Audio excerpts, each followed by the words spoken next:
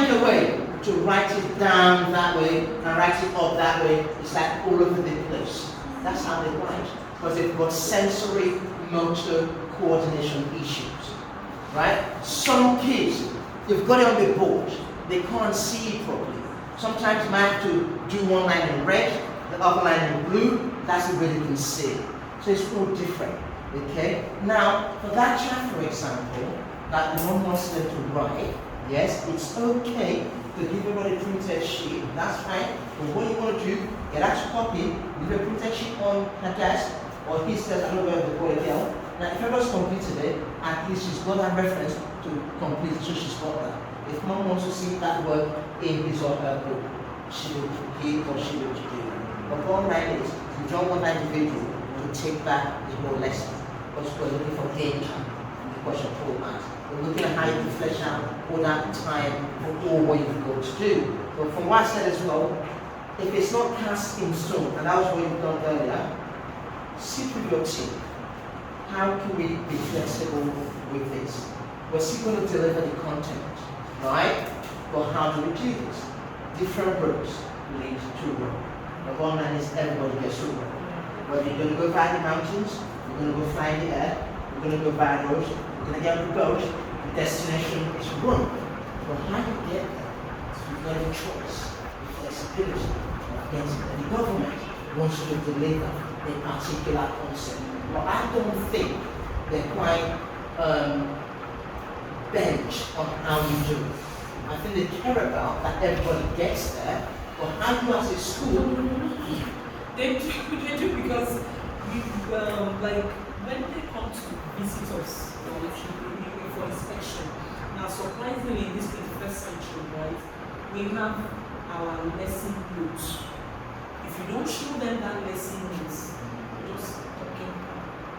I'm telling you, like most of our lesson plans are online, we do a lot of e-lesson plans, but whenever they come, because of them, we still make the teachers to write lesson notes. What if you print out a lesson notes, and what if you had, as a school, because now this is you, trying to be in tune with what is happening, with best practice around the world, and you can have that argument with them. What if you give everybody a folder, you don't teach a folder in the UK, get a teacher folder, get a folder like, where's my plan? Get a folder. I know they have to be, they're better folders. You can get the more slightly expensive ones we use, they've got dividers in them, you get a classical wallet, get a folder, and get them to do it electronically, print them out, download them in chronological order. It's actually better than the written ones. It's clearer to read, better handwriting. Some teachers as well, the writing's kind of quite shocking. If you've been privy to see many teachers' notes, some teachers write like a case. And this is I'm being honest. This is a fact. Some teachers they mark a book for the kids, and the kids go, I go to the kids, I observe a lot of teachers, and I go to the class and say, Jamie or Michaela, what happened to you? So I can't read it, right? I can't really do that. And then I go, let me see. I can't read as well. If that child cannot read it, how do they understand what they're meant to do? So some teachers, because of that, will tell them, you know what, your feedback, just type it, and they'll just take it. Yeah? Because when you type it, everybody will read it. So maybe, as a school, I can put you completely different. There's no crime in charting a course. There's no crime in being the first person to do something. As long as it's consistency. Because life is all about consistency. Getting everybody to present it that way. That we are a 21st century school. This is what gets done X, Y, and Z. Every teacher, when they come in, they're going to be present, provide a folder. In that folder, as they're flipping through, there's a content stage. First one is a setting plan. Second one is my lesson. Third one is a lesson I'm delivering. As they're flipping through, I bet you they will take that and go back to the ministry and say, why don't we get everybody to do it this way? You can't keep doing things the same way. The word is living behind. Even in the UK, in the US, the future now is different. I don't think it's going to go back to pre-COVID. Things have changed. I teach sometimes from home. I lecture from home. They put it in the classroom. A TA will just sit there and I deliver my lesson. Right? It's in PowerPoint. I don't Google Meet. everything. I play the video from them, I do everything from them, the kids go from there. This is the future. Things have to be different.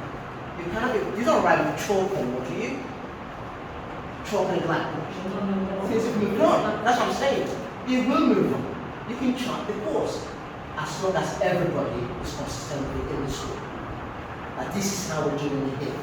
It's the same lesson though. It's the same content in it. I've just typed it up. I know they can be stored, but this is how we do it. So yes, you can do it that way and it will help. Right, let's take a couple more questions, guys, and then we can evaluate the session.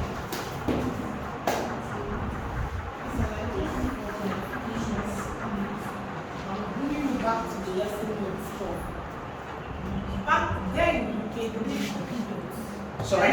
Start writing notes on the board for the children to complete. Write notes for the children. No, because every lesson, that's why I made you bring your laptop.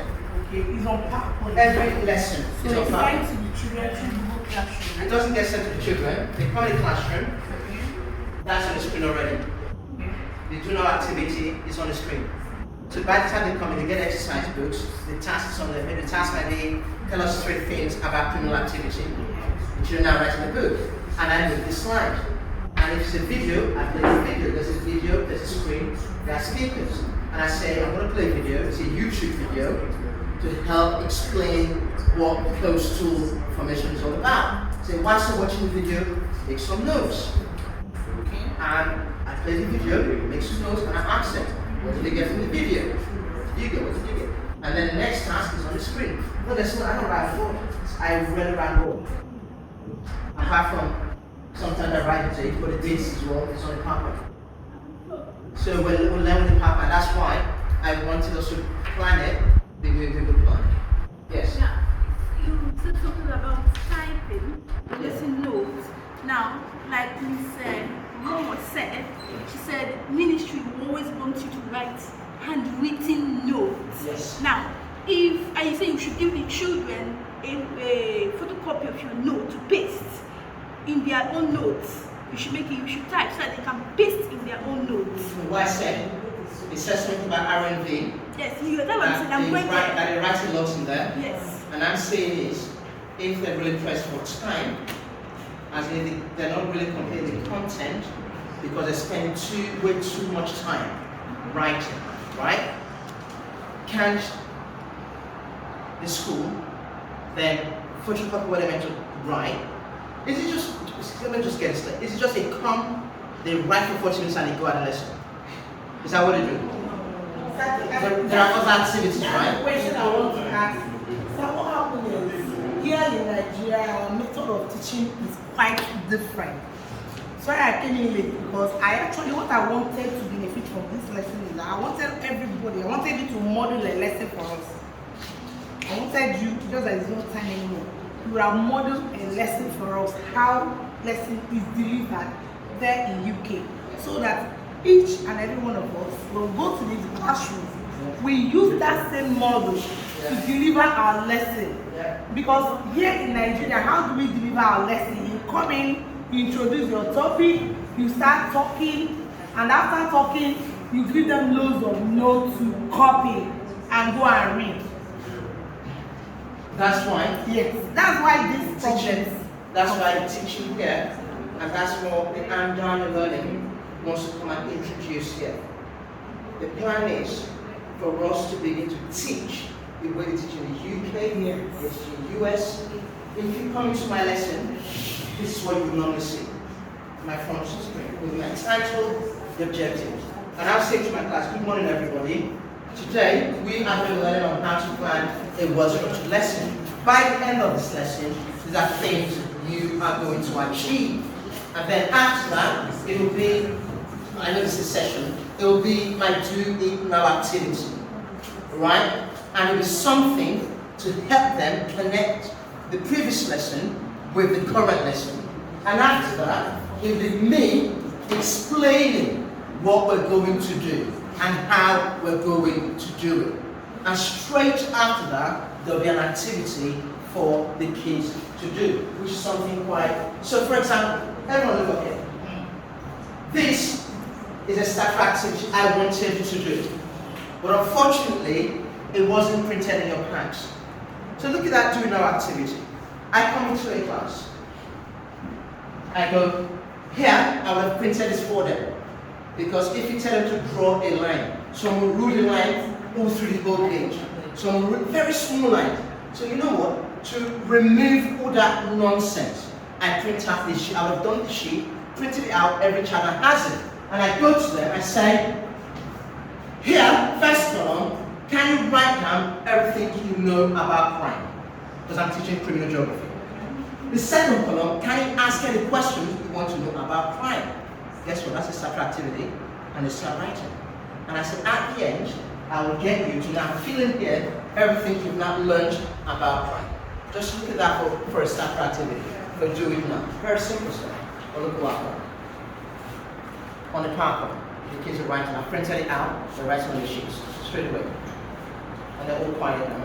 When they finish, I said, what do you know about crime? Can you talk to him? Can you talk to her? No, we just take it that way. But that's what we do. Alright? Strongly disagree, which is 1. To strongly agree, which is 5. Now there's something else I was going to add to you. What we do as well. And you've got it here. So end of the lesson, right? Your plenary is cheaper, end of the lesson. A quick plenary could be getting the kids to do a what went well and an even better. Tell us what you've done well, tell us what you could have done better. And that's exactly what you're trying to get. You can do that with the students. I do that a lot. You know, the evaluation session. Tell us what you thought about it. Wow. Thank you so much, Mr. Cole. Cool. Here today, they are not in your school. On behalf of my team, amazing to now say very big thank you. Though we